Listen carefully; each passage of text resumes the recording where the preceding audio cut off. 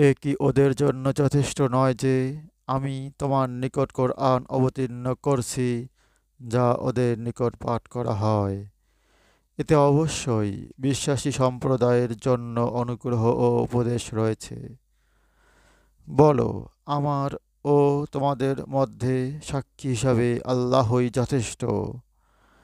আকাশমণ্ডলী ও পৃথিবীতে যা কিছু আছে তা তিনি অবগত, এবং যারা অসত্যে বিশ্বাস করে ও আল্লাহকে অস্বীকার করে তারাই ক্ষতিগ্রস্ত।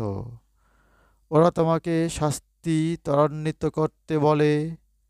যদি শাস্তির কাল নির্ধারিত না থাকতো, তবে ওদের ওপর শাস্তি আসতো।